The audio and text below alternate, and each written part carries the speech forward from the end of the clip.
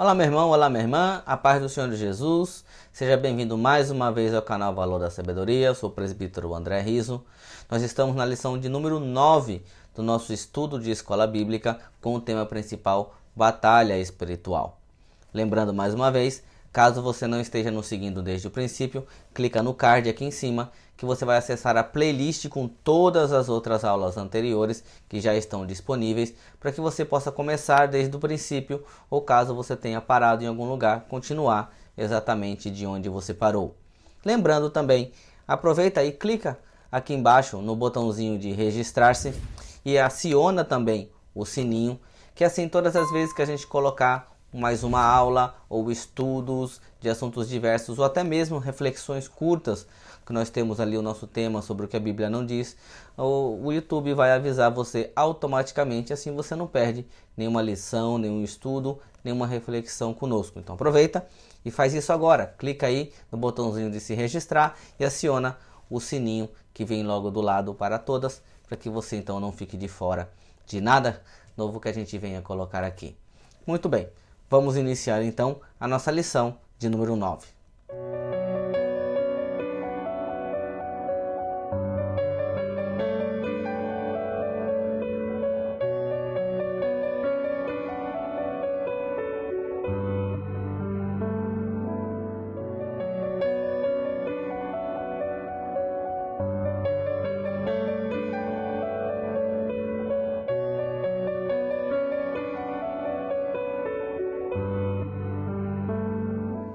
A nossa lição de número 9, ela tem como título Conhecendo a Armadura de Deus. Os objetivos desta lição são: ponto 1. Mostrar a guerra e seu sentido metafórico. Ponto 2. Discutir a metáfora bíblica da armadura.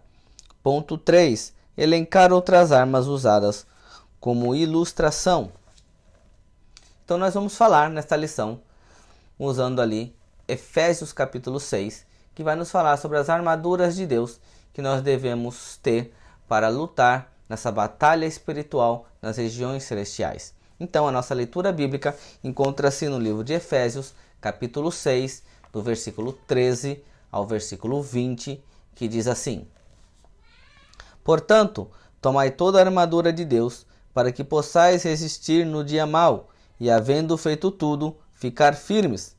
Estai, pois, firmes, tendo cingido os vossos lombos com a verdade, e vestida a couraça da justiça, e calçados os pés na preparação do evangelho da paz, tomando sobretudo o escudo da fé, com o qual podereis apagar todos os dardos inflamados do maligno. Tomai também o capacete da salvação e a espada do Espírito, que é a palavra de Deus, orando em todo o tempo com toda a oração e súplica no Espírito, e vigiando nisso com toda perseverança e súplica por todos os santos, e por mim, para que seja dada no abrir da minha boca a palavra com confiança, para fazer notório o mistério do Evangelho, pelo qual sou embaixador em cadeias, para que possa falar dele livremente, como me convém falar. Muito bem, então utilizando Efésios capítulo 6, essa passagem muito conhecida no meio evangélico, nós vamos iniciar então essa lição de número 9, falando sobre as armaduras nos dadas por Deus para a nossa batalha espiritual. Vamos começar então com o nosso tópico 1. O tópico 1 da nossa revista, na lição 9, é guerra. O ponto 1 é ao longo dos séculos, e diz assim: a Bíblia registra cerca de 20 batalhas principais. Pessoas de todas as civilizações antigas estavam acostumadas com a presença dos soldados no meio do povo, e a palavra profética anuncia guerras até o fim dos tempos. Nós vamos encontrar ali no livro de Daniel, no capítulo 9, no versículo 26, que diz assim: E depois das 72 semanas será cortado o Messias, mas não para si mesmo, e o povo do príncipe que há de vir destruirá a cidade e o santuário, e o seu fim será como uma inundação, e até ao fim haverá guerra. Estão determinadas as assolações. Então ali no livro de Daniel ele já faz uma profecia, dizendo então que o Messias ele seria então cortado, ou seja, ele seria levado então ali falando da morte e ressurreição de Jesus Cristo. E aquele então que haveria de vir, ou aquele que estava, no qual o diabo, onde o mundo jaz no maligno, então ele iria ali então gerar muitos problemas, muitas guerras.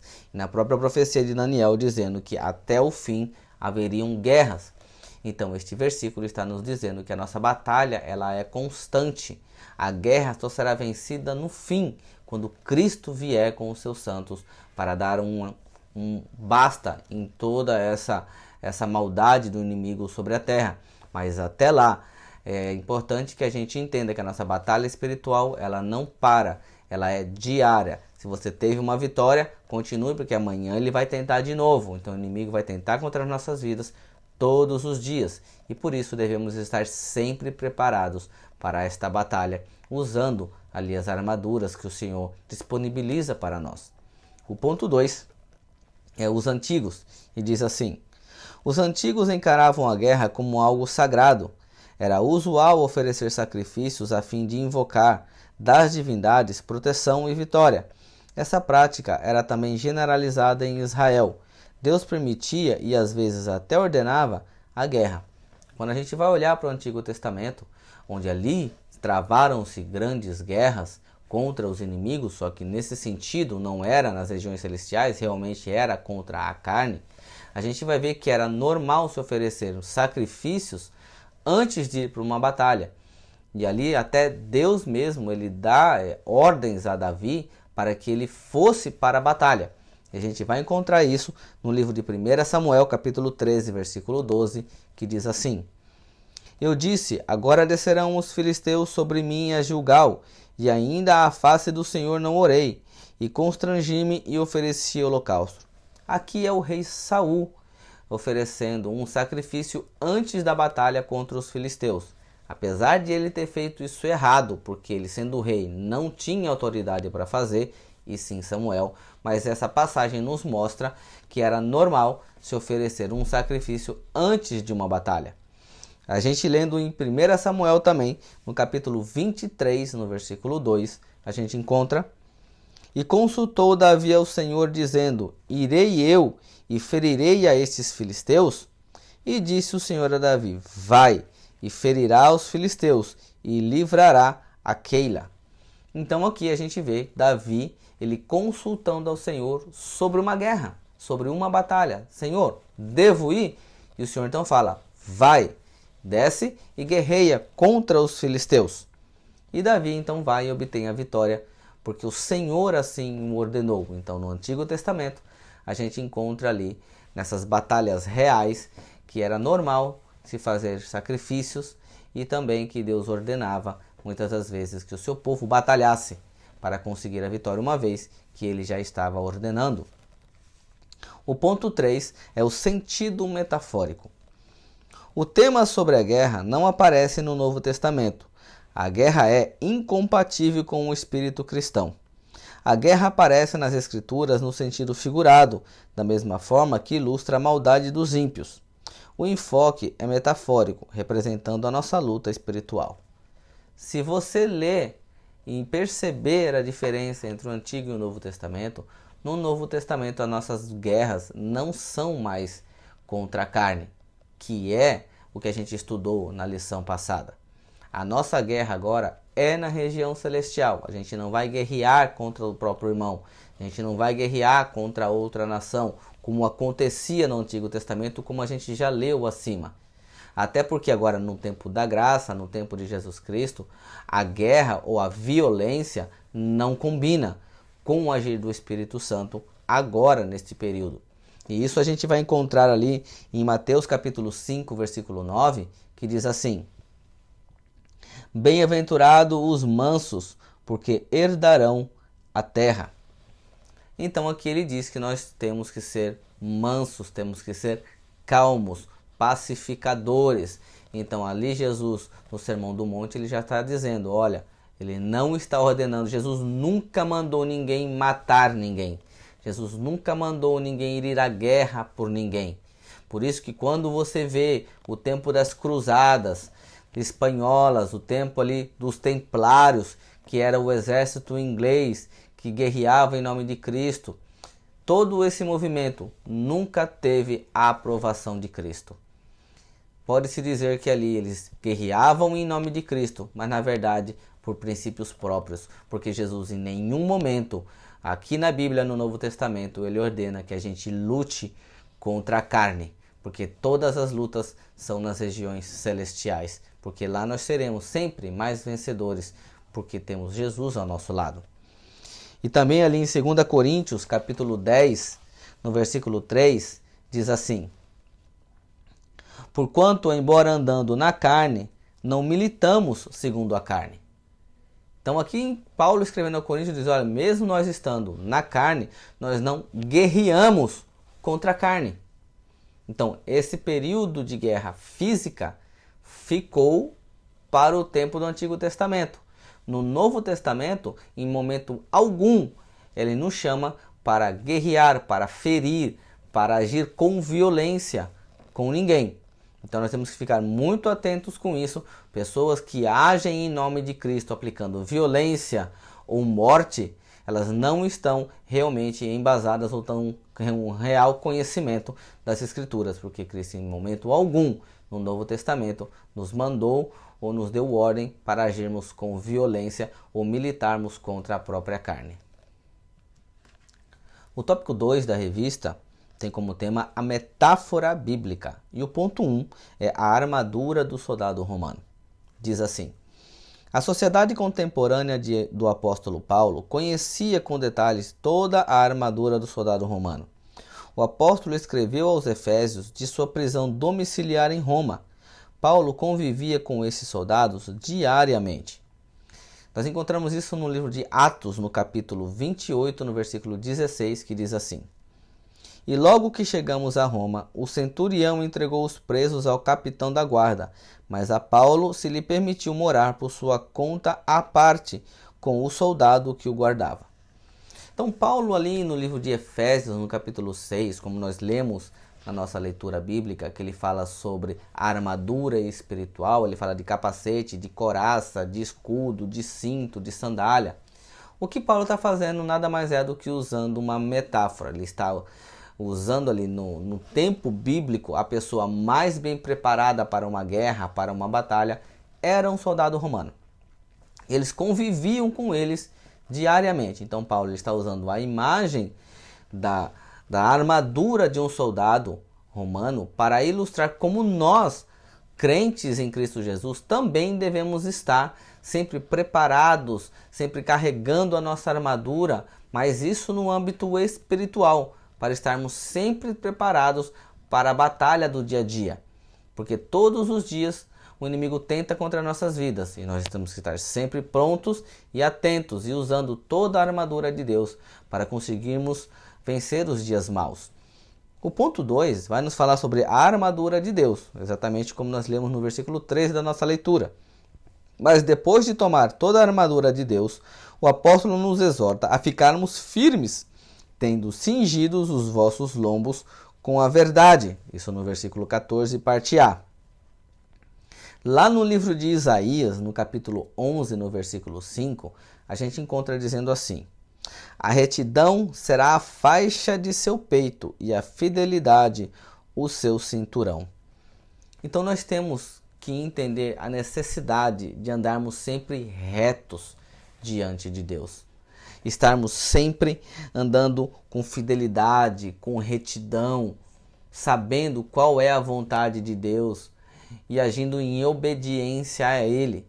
Porque tanto ali na armadura espiritual, como nós vimos a referência em Isaías também no Antigo Testamento, a importância de uma pessoa que acredita em Deus e crê em Cristo Jesus, a necessidade real de ele andar reto e em fidelidade para com Deus. Aqui no ponto 3, falando sobre a couraça da justiça. Diz: sua função é proteger o pescoço, o peito, os ombros, o abdômen e as costas. Paulo usa a couraça como metáfora para ilustrar a defesa espiritual. Se nós vermos também ali numa outra carta escrita por Paulo, em 1 Tessalonicenses, capítulo 5, versículo 8, a gente vai encontrar assim: nós, porém, que somos do dia, sejamos sóbrios, vestindo a couraça da fé e do amor e o capacete da esperança da salvação. Então, na verdade, Paulo ele é sempre repetitivo. Ele sempre prega as mesmas coisas, de formas diferentes, mas é sempre o mesmo evangelho. O evangelho só existe um. Só existe uma forma de ser salvo, só existe uma forma de guerrear contra o inimigo nas regiões celestiais. É a gente realmente estar usando todos os atributos de Deus.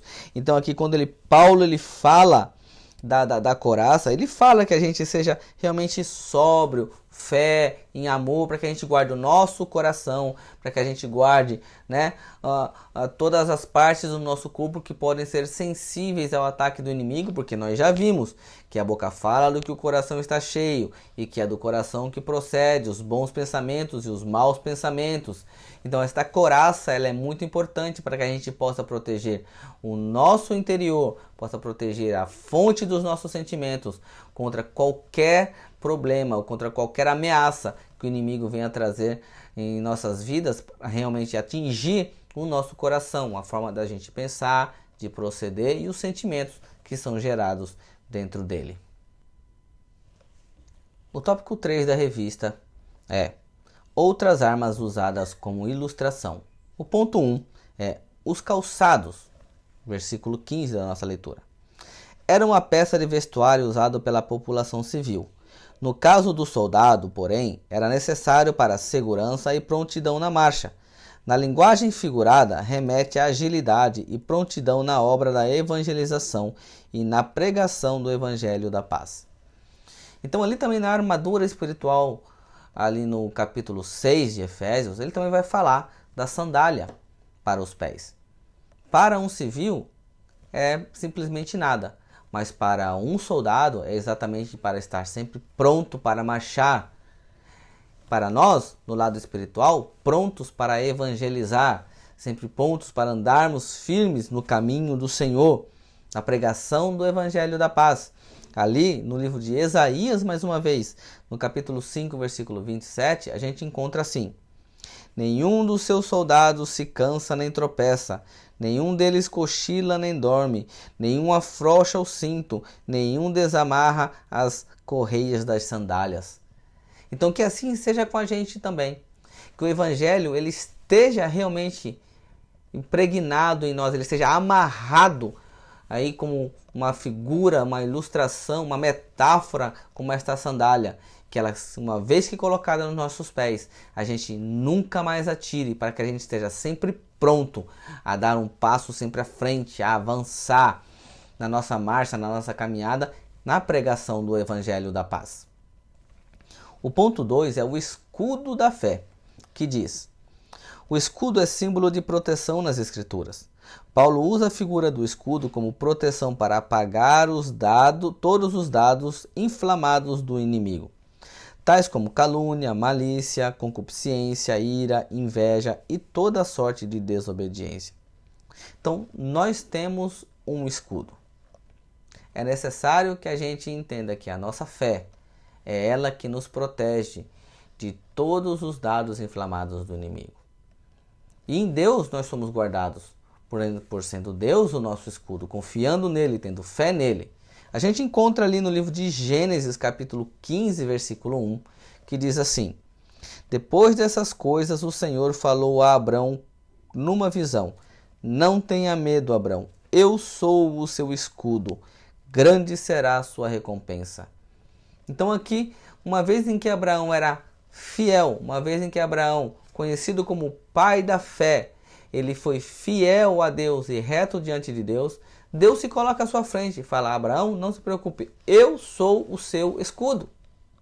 A gente encontra também em 2 Samuel capítulo 22, versículo 3, que diz assim: o meu Deus é a minha rocha, em que me refugio, o meu escudo, o meu poderoso Salvador.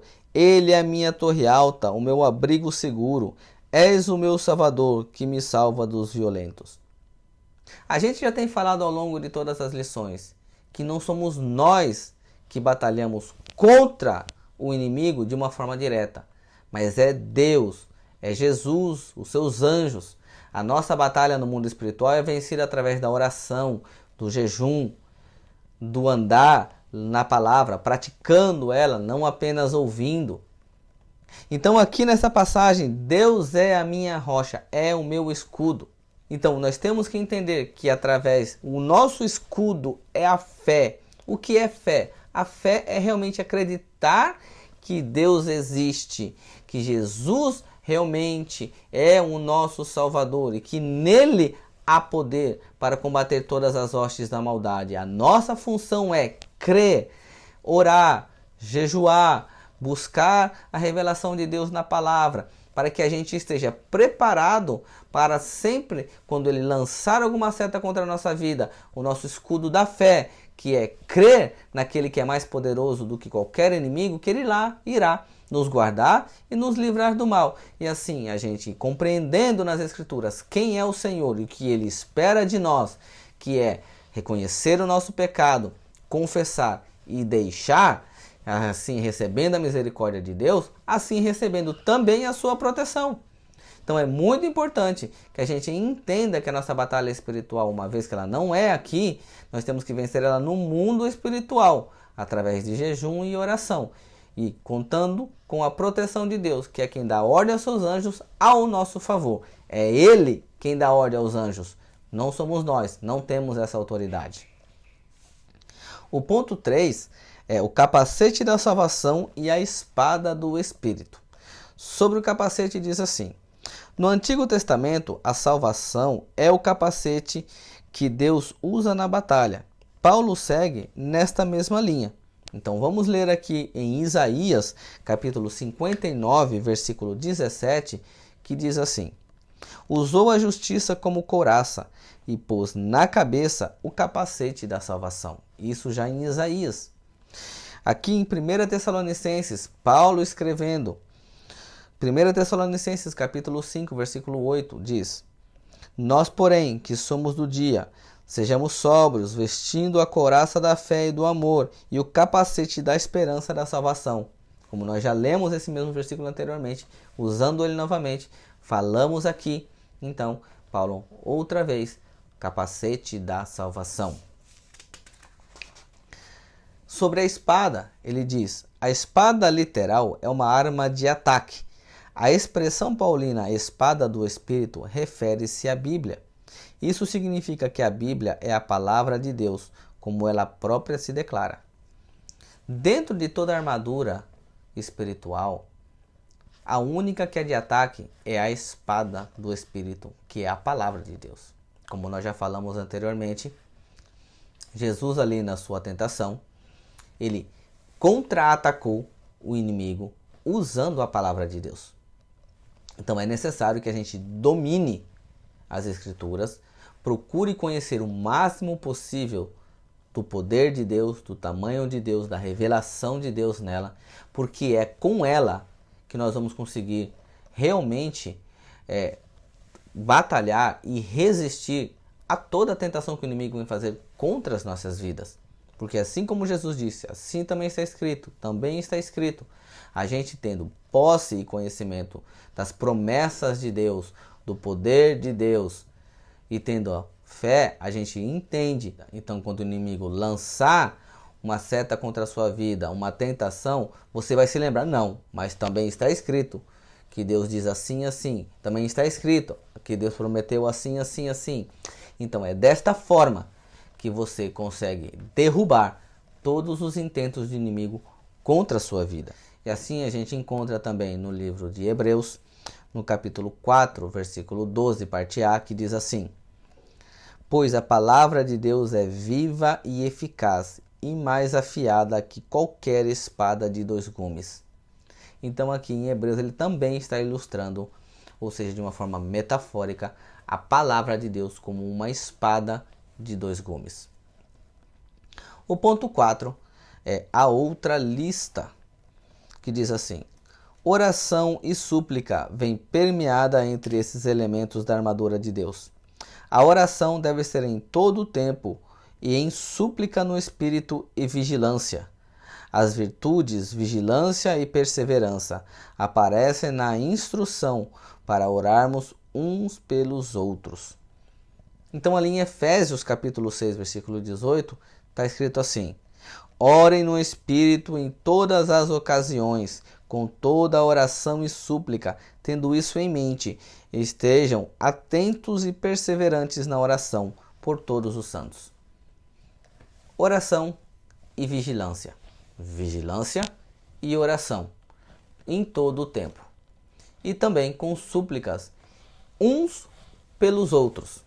Então nós temos que orar não apenas voltado para nós, mas orar também pelos nossos irmãos, que também têm as suas batalhas espirituais.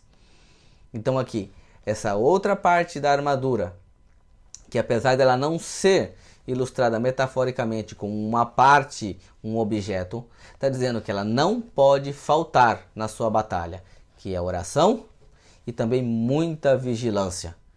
Então muitas das vezes você não vigia para o lugar que você vai. Talvez ir para aquele lugar não seja o pecado, mas o que aquele lugar vai fazer com que você possa pecar. Então você não vai, você vigia e sempre orando para que todas as armadilhas do inimigo não cheguem até você, e até mesmo pedindo discernimento de espírito para que você possa entender o que realmente provém de Deus ou não.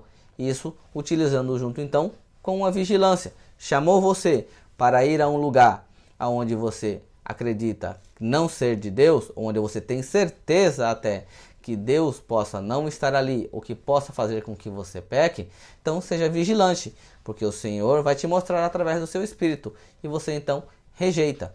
Oração e vigilância, e ajudando também os seus irmãos, sempre com súplicas no Espírito Santo, uns pelos outros. Muito bem, chegamos então à conclusão da nossa lição de número 9, que diz assim: os crentes precisam desta armadura de Deus ainda hoje. Isso porque bem sabemos que os inimigos da igreja não são agentes humanos. Estão por trás deles os demônios, liderados pelo seu maioral, o diabo. Os recursos espirituais apresentados aqui são importantes e poderosos para expelir todas as forças do mal. Muito bem, como a gente estudou então nessa lição de número 9, fazendo uma referência sobre o Antigo Testamento, onde ali então existia sacrifícios antes das batalhas e também Deus ordenava batalhas reais, porém entendendo que no Novo Testamento Cristo em momento algum nos chama para a violência ou para matar alguém, porque a nossa luta então ficando muito bem clara que não é na carne e o sangue, mas sim nas regiões celestiais. E por isso o nosso sacrifício aqui se encontra no sentido de nós buscarmos sempre estar atentos, orando a todo tempo, vigilante todos os dias, e em súplicas uns com os outros, para estar sempre preparado para as batalhas espirituais, usando todos os atributos de Deus, ali nos revestindo com a armadura espiritual, com a verdade, com a fidelidade, guardando a nossa mente, guardando o nosso coração, com a sandália do Evangelho, sempre pronto a falar das boas novas da salvação. É assim que o Novo Testamento trata as guerras e as batalhas de uma forma figurada, metafórica, para que a gente possa entender de uma vez por todas que em momento algum o Senhor nos chama para tratar qualquer pessoa com violência, ou até mesmo para que a gente possa matar alguém, porque nós entendemos que por trás de qualquer pessoa que intente o mal ou contra as nossas vidas está um agente do mal do lado espiritual, que sendo o demônio ou o próprio Satanás, agindo através de terceiros muitas das vezes para tentar contra as nossas vidas, fazendo com que a gente então perca o foco, perca a nossa salvação e assim então ele ganhe esta guerra. Mas em nome de Jesus isso não vai acontecer, porque nós entendemos que precisamos orar, precisamos jejuar, precisamos ser vigilantes e sempre unidos uns com os outros. Não esquecendo, é necessário que a igreja permaneça unida, pois ela é composta de vários membros formando um único corpo como cabeça Cristo. Ninguém é igreja sozinho. Se você fica sozinho, ovelha fora do aprisco é petisco para lobo. Então fique sempre na sua congregação, com seus irmãos, com o seu pastor, porque unidos sempre seremos mais fortes. Terminamos então a nossa lição de número 9. Eu peço mais uma vez, se você gostou, aperta o botão gostei aqui embaixo ou o like, para que a gente possa entender que essas lições estão sendo boas para você. Deixa também o seu comentário, a sua sugestão, fala o que você tem achado, se você ficou com alguma dúvida, ou se você quer fazer algum comentário sobre esta lição. É importante essa interação para a gente. Aproveita e compartilha também com seus amigos, familiares, com o pessoal da sua igreja, porque são estudos riquíssimos que nos traz boas informações para crescermos juntos na palavra do Senhor. E também, volto a lembrar, se você não é inscrito no nosso canal, clica aqui embaixo, aí você vai encontrar um botão chamado inscreva-se, ou no seu idioma, o que estiver. Clica nele e depois vai aparecer um sininho. Clica no sininho também, para que assim que todas as vezes que a gente colocar novos estudos, lições, reflexões, o YouTube vai avisar você automaticamente. Assim você não se atrasa, assim você não perde nenhuma lição com a gente e vai estar sempre aí aprendendo, porque a intenção do canal é exatamente juntos estudarmos a palavra do Senhor. E dessa forma também você vai nos apoiando para que a gente possa continuar crescendo a cada dia mais e a palavra do Senhor possa também alcançar muitas e muitas pessoas aí pelos meios virtuais que precisam também ser edificados através do estudo da palavra. Eu agradeço por você ter ficado comigo então até o fim e espero ver você na nossa próxima lição de número 10, que ela vai ter como tema o poder do alto contra as hostes da maldade. Excelente estudo, então não falte. Te vejo lá. Fiquem todos então com a paz do nosso Senhor e Salvador Jesus Cristo.